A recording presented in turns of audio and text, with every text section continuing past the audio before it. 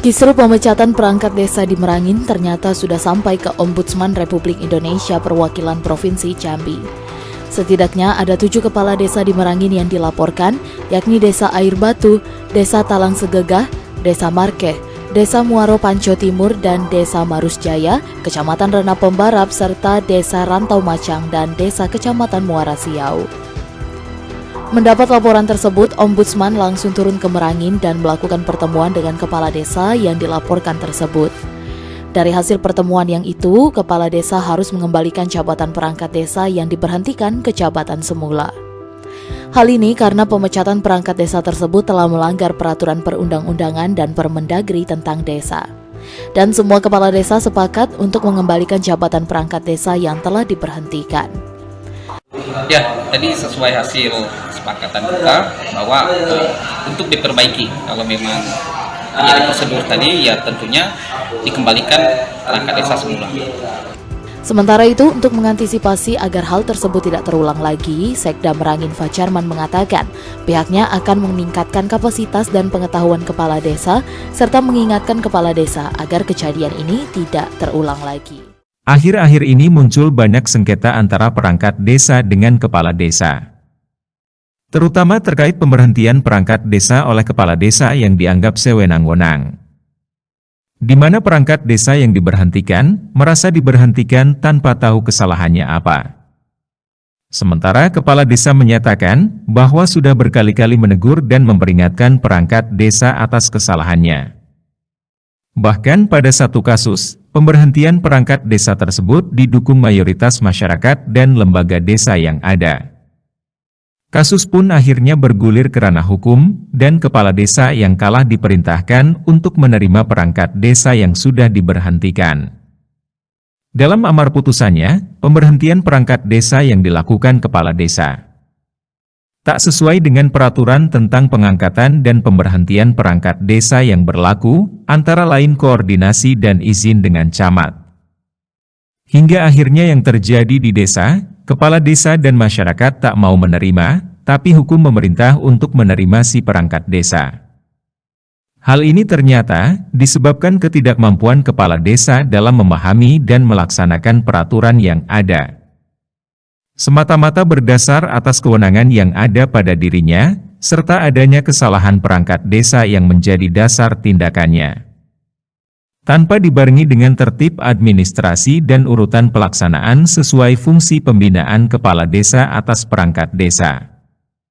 Maka di video ini, Merdesa ingin berbagi tips agar pemberhentian perangkat desa tak berbenturan dengan aturan yang berlaku dan tak bisa dibatalkan. Sekaligus sebagai pembelajaran bagi perangkat desa untuk meningkatkan profesionalitas dalam kerja, hingga tak ada alasan kepala desa untuk memberhentikannya. Pertama, niatkan sedari awal bahwa ini merupakan pembinaan dalam rangka menciptakan perangkat desa yang profesional sesuai tupoksinya masing-masing. Kedua, pastikan setiap perangkat desa memahami tugas pokok, fungsi dan kewajiban serta kewenangannya. Ketiga, pastikan perangkat desa memahami apa yang menjadi larangan selama menjadi perangkat desa. Keempat, lakukan pembagian tugas sesuai tupoksi, serta tenggat waktu penyelesaian dengan memahami kemampuan dari masing-masing perangkat desa.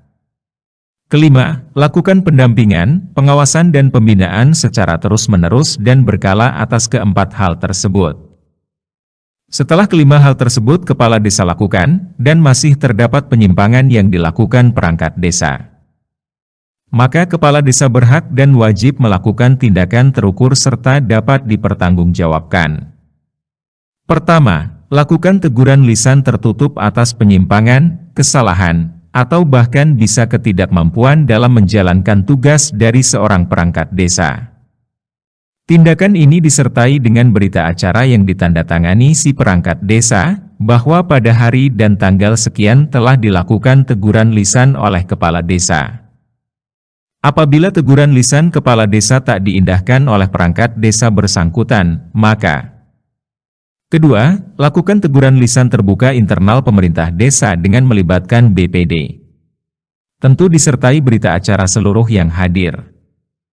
Apabila teguran kedua tak diindahkan pula oleh perangkat desa terkait, maka Ketiga, lakukan teguran tertulis dengan serta memberi hukuman pemberhentian sementara dengan waktu tertentu.